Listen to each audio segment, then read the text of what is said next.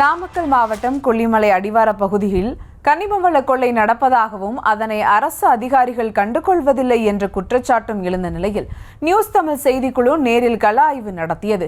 இதில் பல கோடி ரூபாய் மதிப்பிலான கனிம வளங்கள் கொள்ளையடிக்கப்பட்டது வெளிச்சத்திற்கு வந்துள்ளது. இதுகுறித்து அந்த உரிமையாளர் அளித்த பேட்டியை தற்போது காணலாம். கெஜகோம்பு கிராமத்தில் நிலம் இருக்குதுங்க. என்னோட நிலத்தை ஒட்டி 100 அடி பள்ளத்தாக்கில் கல் மண் வெட்டி எடுத்துட்டாங்க. என் நிலம் சேதாராகி போச்சு. கேட்டால் தாசில்தார் ஆர்ஐஏ அவங்களாம் பர்மிஷன் கொடுத்தான்னு சொல்கிறாங்க. இது யார் கொடுத்தாலும் நான் கண்டே பிடிக்க முடியல. கடைசி வரலைங்க. எனக்கு சட்ட ரீதியாக தக்க நடவடிக்கை எடுத்து கொடுக்குமாறு மாவட்ட ஆட்சியரை கேட்டுக்கொள்கிறேன். மேலும் விவரங்களோடு இணைகிறார் செய்தியாளர் சதீஷ்குமார். வணக்கம் சதீஷ்குமார், விவரங்கள்.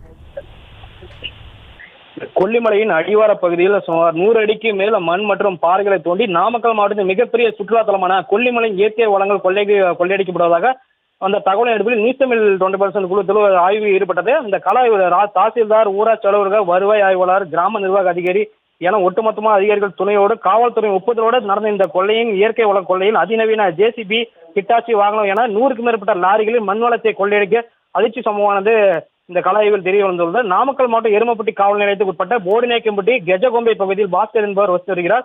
இவர் மாந்தோப்பு பகுதியில் குடும்பத்துடன் வசித்து வருகிறார். இவருக்கு மோகனா என்ற மகனும் கோபிநந்தன் என்ற மகனும் இருக்கின்றனர். இவர்களுக்கு 14 ஏக்கர் விவசாய நிலம் உள்ளது. இந்த விவசாய நிலத்தை மாமரம் தோப்பு அமைத்து மாங்காய் வியாபாரம் செய்து வருகிறார். இந்த நிலையில் தனது தோட்டத்தின் அருகில் ரவிக்குமார் என்பவர் திடீரென ஜேசிபி மற்றும் ஹிட்டாச்சி போன்ற 5 கனரா வாகனங்களை பயன்படுத்தி பாறைகளுக்கு வெடி வைத்து உடைத்து 10க்கும் மேற்பட்ட டிப்பர் அருகே ஏற்றிக்கொண்டு செல்வதை கண்டு அதிர்ச்சி அடைந்தார். இந்த நிலையில இது குறித்து பாஸ்கருக்கு சொந்தமான நிலத்தில் இது மாமரங்கள் மற்றும் வாழை மரங்கள் பிடிங்கி எரிந்து அப்பகுதியில் இந்த மண் மற்றும் பாறைகளை சட்டவிரோதமாக 100 அடிக்கு மேல் வெட்டி இருப்பதை கண்ட பாஸ்கர் அதிர்ச்சி அடைந்துள்ளார்.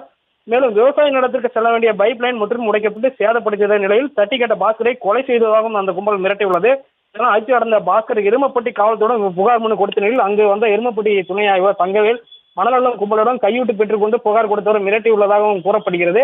இதைத் தொடர்ந்து வருவாய்த்துறை மற்றும் மாவட்ட ஆட்சியர் மற்றும் துணை கண்காணிப்போட புகார் கொடுத்த நிலையில் வருவாய்த்துறையினரும் காவல்துறையினரும் சம்பவ இடத்திற்கு வந்து முறையாக நடவடிக்கை எடுக்கவில்லை என்றும் மண் தோண்டி எடுக்கப்பட்ட பயன்படுத்தப்பட்ட வாகனத்தின் மீதோ சட்டவிரோதமாக மண்ணெல்லை கும்பல் மீது வழக்கு பதிவு என்பது உரிமையாளர் பாஸ்கர் குற்றச்சாட்டை முன்வைக்கின்றார். பல கோடி ரூபாய் மண் மற்றும் பாறைகளை கடத்தி விற்பனை செய்த கண்டுகாணாமல் இருக்கும் கனிமவளத்துறை, வருவாய்த்துறை, காவல்துறை மற்றும் மாவட்ட நிர்வாகம் உடனடியாக இயற்கை வளங்களை அளிப்பவர்கள் மீது நடவடிக்கை எடுக்க வேண்டும் எனவும் கோரிக்கை வைத்துள்ளனர். இந்த விவகாரம் சம்பந்தமாக நில அளவீடு செய்யும் அதிகாரிகள் தற்போது ஆய்வு மேற்கொண்டு வரும் நிலையில் வெட்டி எடுக்கப்பட்ட மண் மற்றும் பாறைகள் பட்டா நிலத்தில் இருந்து அரசு அனுமதி பெற்று எடுக்கப்பட்டதாக உரிமையாளர் தரப்பில் கூறப்படுவதாக அந்த அதிர்ச்சி சம்பவம் ஏற்படுத்தியுள்ளது. சட்டவிரோதமாக மண் கடத்தல் குறித்து பல புகார்கள் கொடுக்கப்பட்ட நிலையிலும் வருவாய்த்துறை அதிகாரிகள் மற்றும் கனிம வளத்துறை, தாசில்தார், கிராம நிர்வாக அதிகாரிகள், ஊராட்சி அலுவலர் என யாவரும் சம்பவத்திற்கு விசாரணை செய்யவில்லை என்பது இயற்கை வளங்கள் அளித்துக் கொள்ளையடிக்கும் கும்பலிடம் மிகப்பெரிய தொகை கையூட்டாக பெற்றிருக்கலாம் எனவும் சந்தேகம் எழுந்துள்ளது. இந்த சொந்த நிலத்திலேயே இருந்தாலும் மலை வளங்களில் பாதுகாக்கும் வனச்சட்டம் உள்ள நிலையில் வனத்துறையினரும் இது குறித்து விசாரணை நடத்த வேண்டும் என கோரிக்கை எழுந்துள்ளது. விவரங்களுக்கு நன்றி சதீஷ்குமார்.